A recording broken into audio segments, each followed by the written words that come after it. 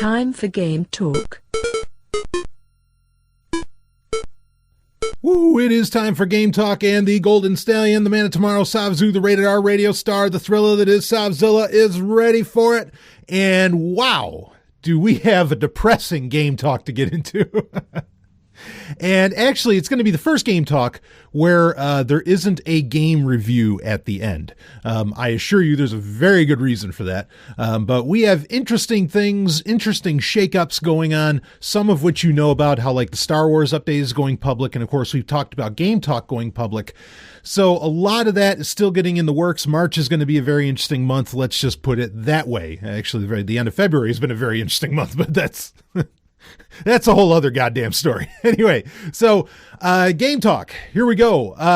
Well, you know, all right, before I talk about the depressing stories within gaming, and there are, I want to talk about, so I just recently, and I'm doing this here because, well, reasons. I just recently I finally watched Avengers Infinity War. And really, I wanted to watch it. Honestly, I was going to wait until like, I don't know, 2023, something like that. Well, after Endgame came out, which is coming out this year in 2019. Don't worry, we're going to talk games. This is somewhat, it's not exactly related, but I got to get this out somewhere. Okay. I'm not going to talk about it on a Wednesday Q&A. I wanted to watch it after like Endgame and a lot of the present Marvel, what is this, Phase 4 or whatever the fuck they're on. I wanted to wait for that to kind of all be over. I wanted to watch the movie when there was no point to watching the movie, after the hype cycle had died. And I think with Endgame still coming up, you know, and obviously that's a direct sequel to Infinity War, the hype cycle's still there to see this movie, right? Well, anyway, and I don't know, maybe I'll end up catching Endgame. I'm not sure. So I watched Infinity War recently, and I mean, it wasn't like great. You know, it wasn't as bad as I expected it to be. I mean, I expected it to be really terrible. I mean, it wasn't great. It was pretty good. You know, it's an okay movie. And at the end of it, I noticed, you know, there's always the end cutscenes or not cutscenes, the end credits scenes in Marvel movies. And I noticed that the end credits scene, which had Nick Fury in it, you know, Sammy J doing his thing, which, by the way, David Hasselhoff is a much better Nick Fury. But regardless, I've said that many times. There's reference to Captain Marvel. And, you know, so I'm like, okay, let's see if they're pushing that hard, if they're going to end off Infinity War with this. And I generally, like, as much as I can, and in any way that I can send the signal on whatever apps that I happen to use, I try to not get news about Marvel movies because I just don't care. Like they just don't mean anything to me. There was a time where maybe they did a little bit with the Iron Man films. Black Panther was good. You know, I can give it that. Venom was, I mean, that's a Sony movie more, I guess. But anyway, I just don't care about the Marvel movies. So, but I'm like, all right, let's see what's going down with this whole Captain Marvel thing. What's the score?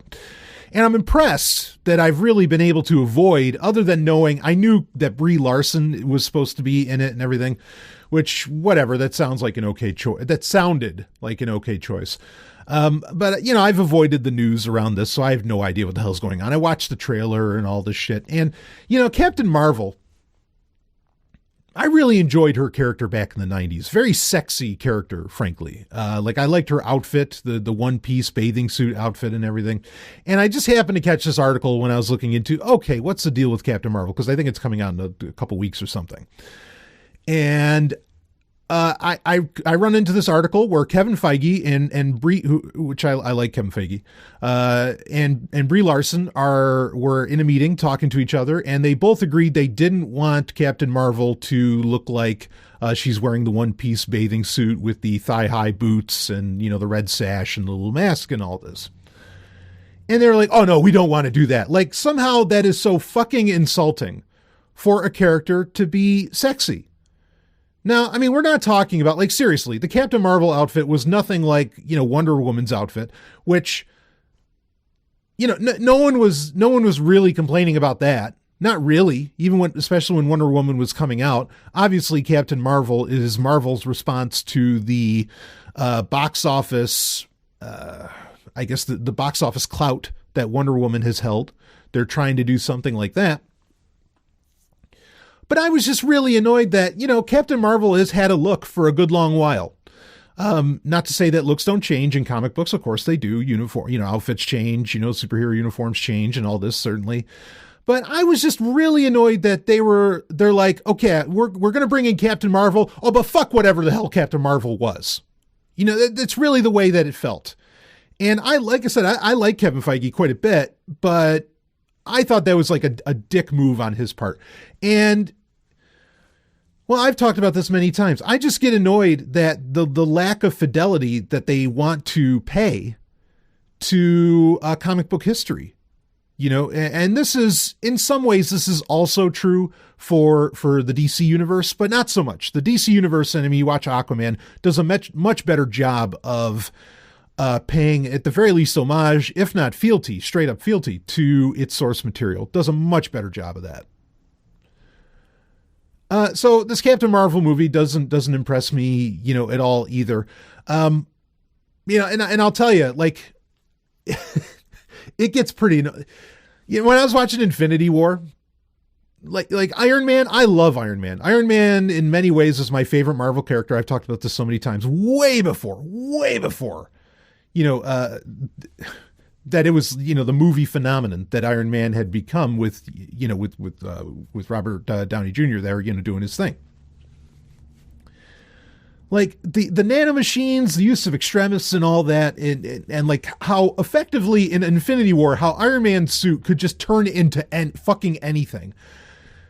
I thought that was annoying as fuck. Like all the constant shifting of the outfit and everything. Like it just like, okay, well, Iron Man doesn't have to figure shit out. The Iron Man suit can now just turn into goddamn anything. And it kind of sucks because I actually really liked it. It used to be cool. It was a big deal when Iron Man would have a new suit that had like a new ability, like the cloaking suit or the like the deep diving suit or the space suit or the Hulkbuster armor, which you got to see that in Infinity War and everything. I don't know. It all just seemed so cheap. And the Captain and a lot of this is all, of course, also so that you can see the actors' faces, so they get FaceTime. And it's not, as to where in the comic books you'd almost never see the characters' faces. And certainly not when, Tony Stark is wearing the Iron Man armor. And like, it looks like Captain Marvel doesn't have to wear the mask anymore. It just all feels off. And there's so much missing from what I really loved about comic books growing up. It's just not there. Does it have to be there? No. But then also it doesn't have to be for me. And I can say, fuck it, and I'm not going to watch it. So I don't know. I am not hopeful for this Captain Marvel movie. And I think that it's downright insulting. And I say, honestly, I say, fuck any actor who's gonna say to a production team, like Feige and company. And even though Feige apparently agreed, no, all right, yeah, we don't want you to be wearing the one-piece bathing suit. I say, fuck any actor or actress that goes to a production team for something that has as much history. And I'm not just saying Captain Marvel was like that great of a character or that big of a deal of a character. She fell for like the same stuff that Iron Man had to deal with in the 90s, where there was a time where he didn't even have his own title. There were plenty of times where Captain Marvel didn't have her own title. They're making a bigger deal out of her than she ever was in Marvel's history. But regardless, like I said, fuck any actress or actor that wants to go into a production team and wants to take on the role of a comic book character, of a character that does have genuine history and a lot of history, and somehow wants to say, oh yeah, but I don't want to do that, and I don't want that. Well then we don't want you playing our superheroes. Go shit yourself.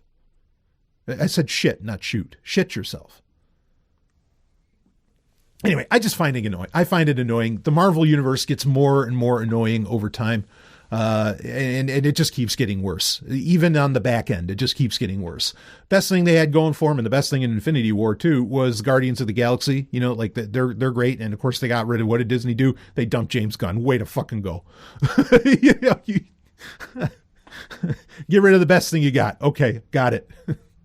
But anyway, this is Game Talk, not necessarily that, but let's just add on to the depression, shall we? The little depression fest. I just thought that was such bullshit with Brie Larson there. I mean, I get it. She's a fine actress, but whatever. So, all right, let's talk about, there's two things. Actually, I guess, I don't know if this is necessarily a depression fest. I want to bring this up, and then maybe we'll get into more of the depressing stuff. But Microsoft is looking to really take Xbox Live, which of course most anybody that knows gaming knows what Xbox Live is, right? Generally, it's just for Xbox, though it's also for Windows 10 in a way. And there are some apps that already exist on mobile platforms for Xbox Live, where it is your community around the Xbox. And of course, like with Xbox Live Gold and you know, these other services, you get games for free and, you know, all this other stuff. And, you know, you can do multiplayer through Xbox Live and everything. Well, now it looks like Microsoft is trying to take Xbox Live and turn it into what people are dubbing as the Netflix for gaming. Okay. Like this is a major part of this. I mean, this is a slow rollout of different technologies, but basically it looks like, just like when you instantly think, oh, I want to watch something on my computer, the first thing most people think about, not Sovereign Tech listeners, I think, but most people think is, okay, what's on Netflix? Or I'll power up Netflix, right? And so it's that pervasive. It's pretty much a cult, in my opinion, and not a cult, but a cult. Okay. And it looks like Microsoft really is going for this. They have, in fact, here's a little story from Android Police. This is just from earlier in the month of February. Let's see.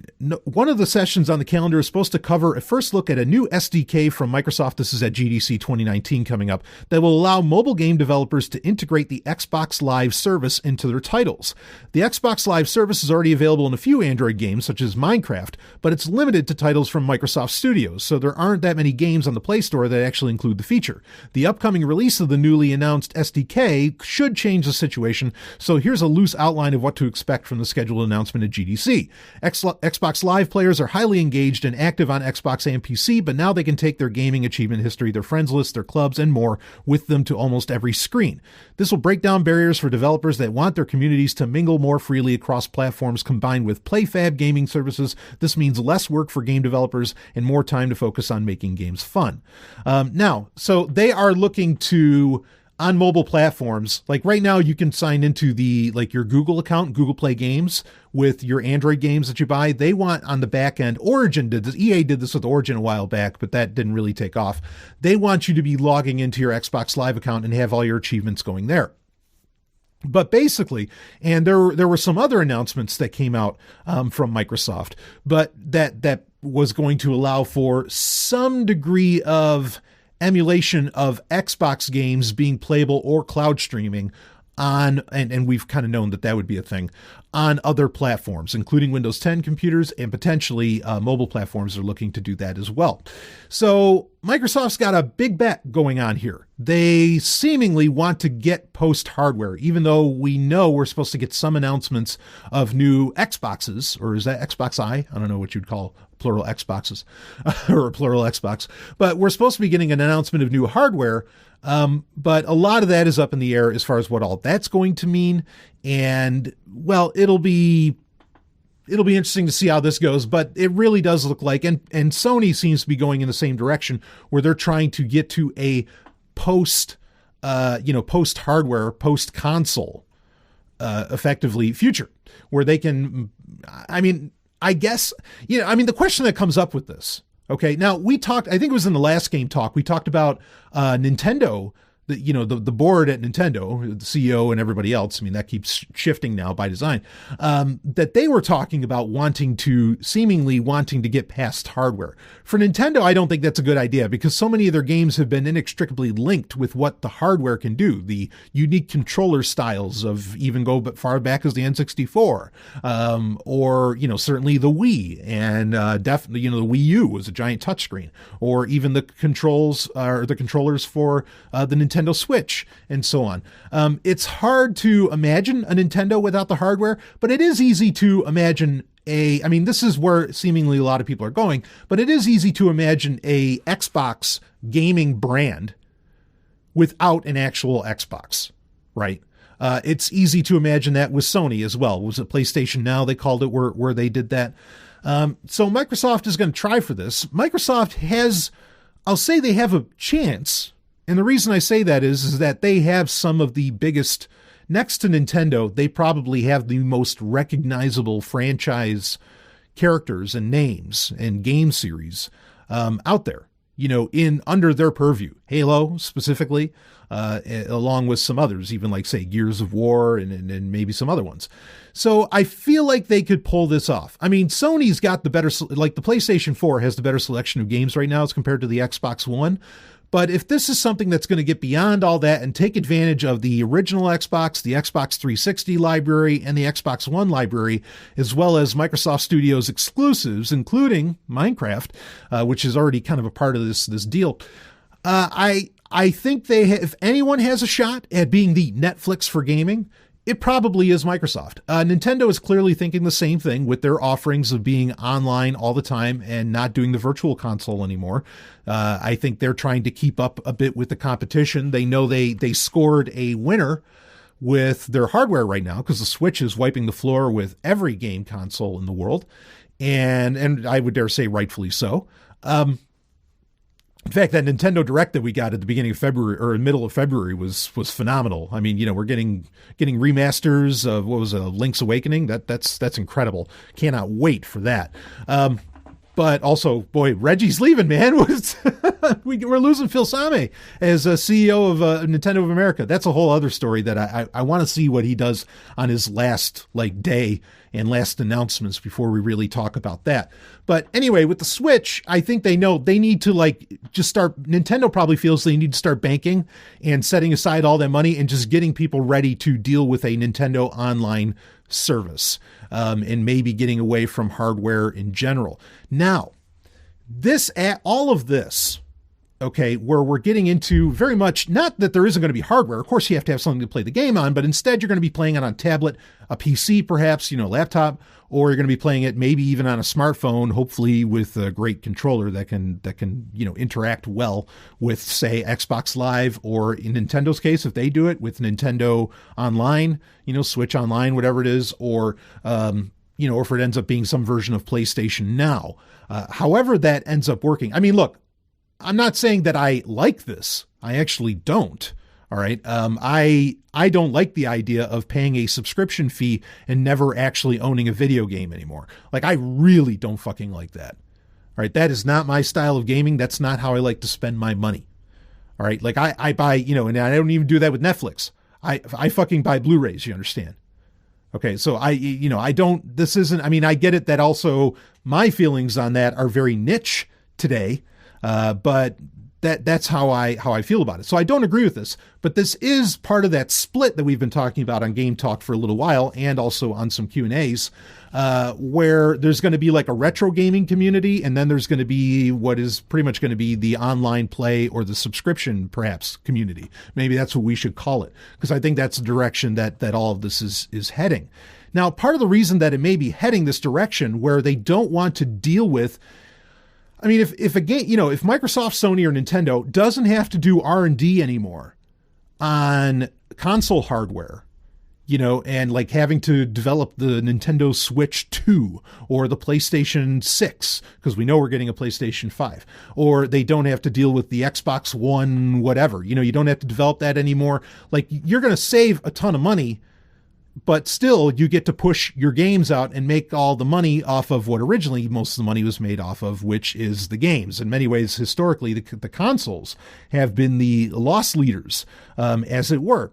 Now, the reason I think that a lot of this is going down is the cost. The cost of making a game today is besting many Hollywood productions as far as the budgets go.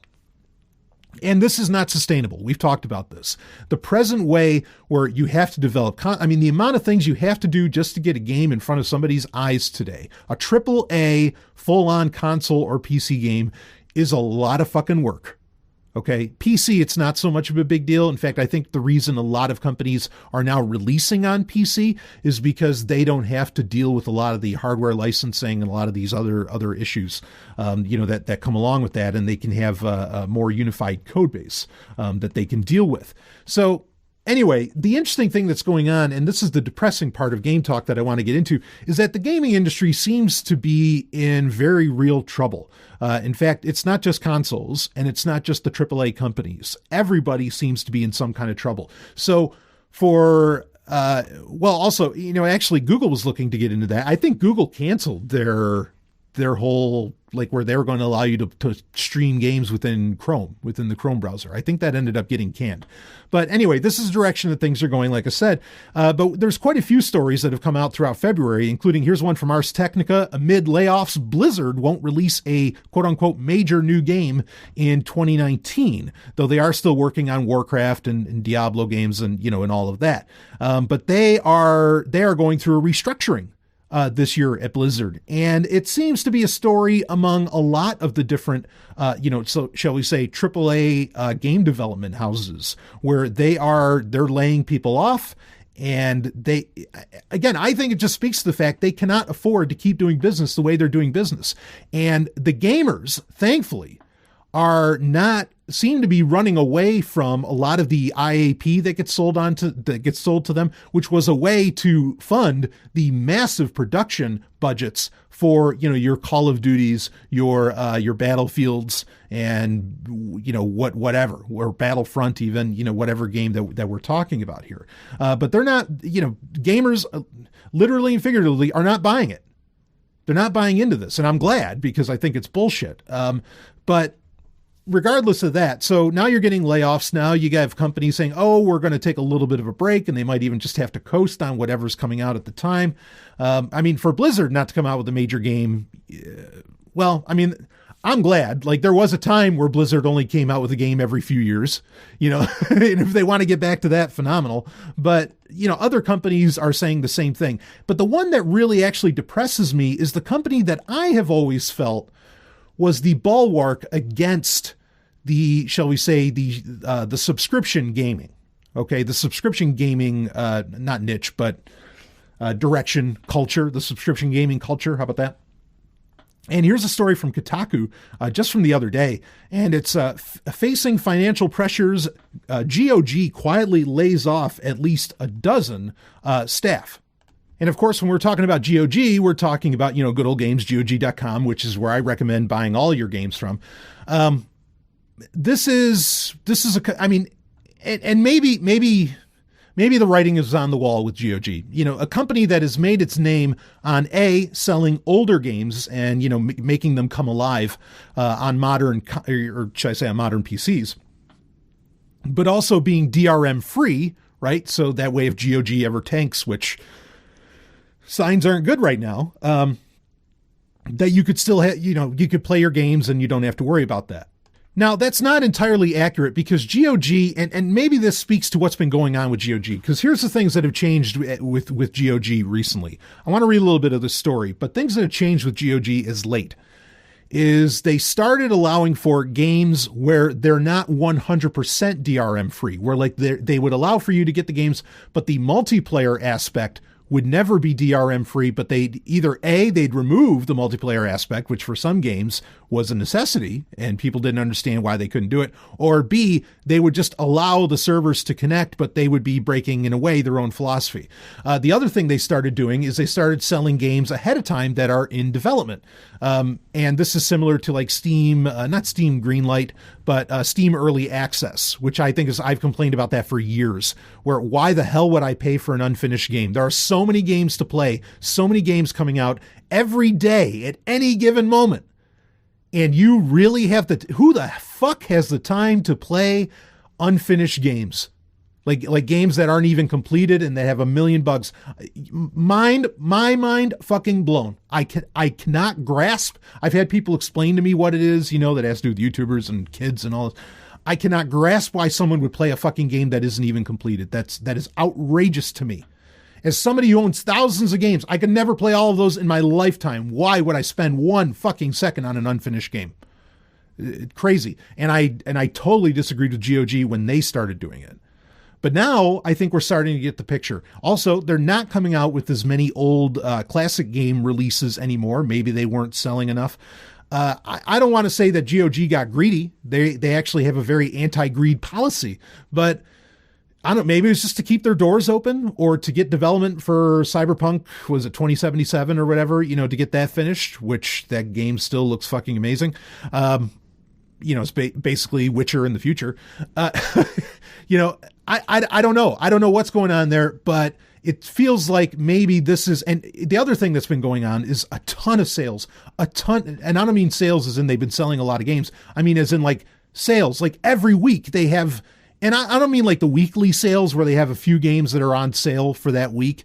No, they're doing like site-wide, multi-hundreds of games sales, seemingly like once a month now, as to where it used to be, it'd just be, oh, it's the Christmas sale, it's the fall sale, whatever. Now they're doing them all the time. And it's probably because they're having a hard time keeping their fucking doors open. So they got to sell things at an absolute loss to even just, even though it's at a loss, at least they're bringing in some kind of money.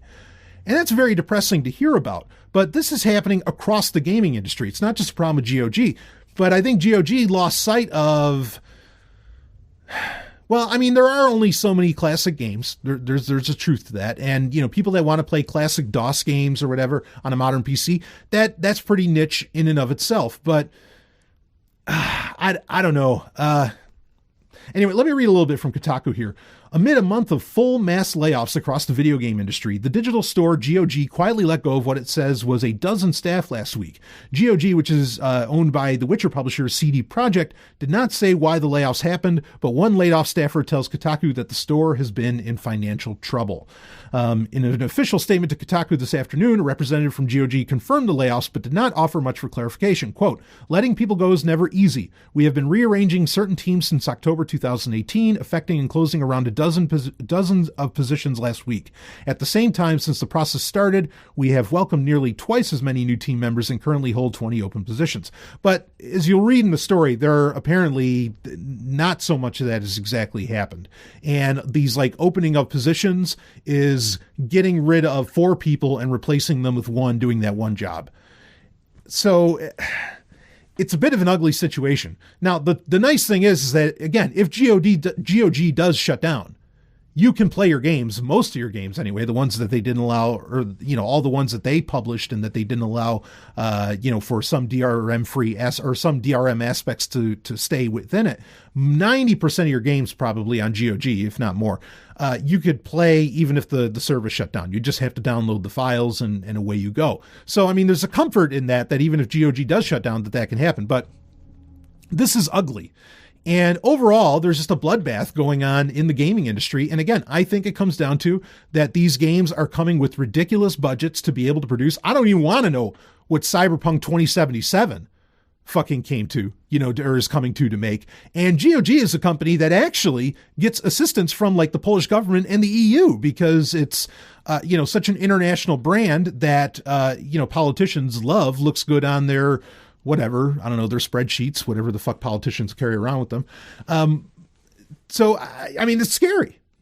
And you have, again, Kotaku said it right here, that lots of companies have been laying off like there's no tomorrow in the first quarter of 2019.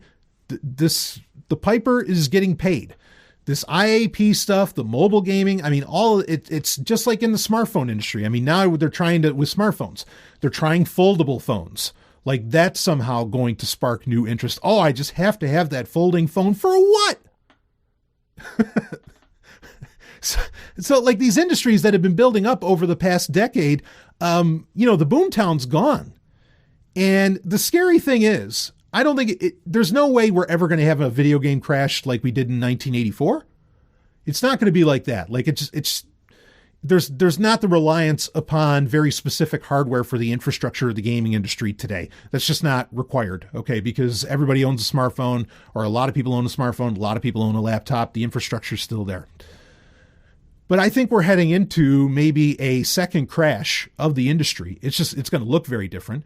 I think Nintendo is going to survive it fine. I think the Xbox Live integration is a way of keeping the Xbox brand alive, perhaps going forward, because I don't know that it's going to take off as the Netflix for gaming.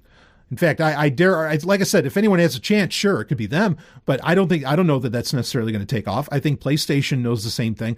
I think it's more so not that like we're approaching the time where, well, everything's going to go to streaming and we're getting the last consoles because it just makes more sense to do streaming and all this other stuff. Just the audience isn't there to put down the money as far as the expense of what it takes to even, make these things anymore. There's so many issues going on. Consider the PlayStation 3. That thing was literally a supercomputer that they unleashed upon the world. And they had to sell it at a premium, and then they had, for years, they had to sell it at a complete loss. I mean, they can't afford to keep going the direction that the gaming industry is going in. It has to, there's going to be a correction coming up, in my opinion. I think that's what's going on. I could end up being wrong, but I really think that we're looking at another video game crash coming. And a way for them to survive is to very much be post-hardware. Like I think that's what's in the minds of a lot of these people. And with GOG, as far as that's just a sad story. It's really sad to hear that. Maybe things will get turned around. Who knows? I can imagine the people that do work for GOG. I would hope that they're very passionate people, but their lack of concentration on what made GOG great, DRM free and re-releasing classic games and everything. That has seemed to fall by the wayside quite a bit with them. So maybe they don't have a bunch of passionate people there and they have people giving really bad advice. I get it that it's going to be niche, but then that's the other thing too, is like, let's accept that really the best you're ever going to get today is a lot of cottage industries, and you can make a comfortable living. No, you're not going to make billions and billions of dollars, sure, but you can make a very comfortable living doing a lot of this stuff. And I don't know, maybe a little mindset shift wouldn't hurt the industry as far as that goes. So, and I'm speaking as a game developer myself, but anyway, we'll wrap up this game talk. Not feeling good about the gaming industry overall. The retro gaming industry seems to be doing very well.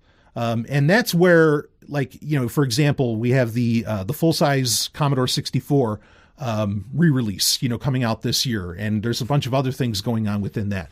They are recognizing, a lot of these are passion projects, and they know that they're always going to be a cottage industry. They know that the C64 Mini, say, Retro Games Limited, they know that they're not going to best the PlayStation 4, but then they know they don't want to, and they don't need to, that they can make a very comfortable living, have a great time releasing even, old classic games, as well as, accommodating new games from like Cytronic Software, who are still making new great Commodore 64 games and so on. So I think a lot of the retro gaming industry is going to do just fine. But the subscription gaming industry, it's going to become a necessity. And that's why I feel very confident in saying that's the way things are going, because there won't be a choice, because they're going to hit another crash. And that's the only viable thing you're going to be able to keep alive is some kind of a subscription service. I don't know if they're going to be able to handle the cost of game streaming, because Google dropped that. I know a lot of speculation for sure, but we're heading into very ugly times. So if you're the kind that's into games with a bunch of IAP and everything, just understand, I think those days are either numbered or it's going to double down and get worse. And you're never going to, your bank account's going to look like hell. So consider that. So kind of a depressing game talk, unfortunately, it's so sad to hear about GOG. I still recommend buying from them. But admittedly, I own every game on GOG that I could ever want, and there aren't a whole ton of new games that are tickling my fancy. I'm a different kind of gamer. I understand. But that's what's happening. When you end up with, with me, you end up with thousands of games. You got to start playing those games, because you're never going to play them all in your life. But why the fuck would you keep buying new ones unless it's like even the remasters and stuff like that? It's just it's getting bad out there. So just watch yourselves, secure your shit.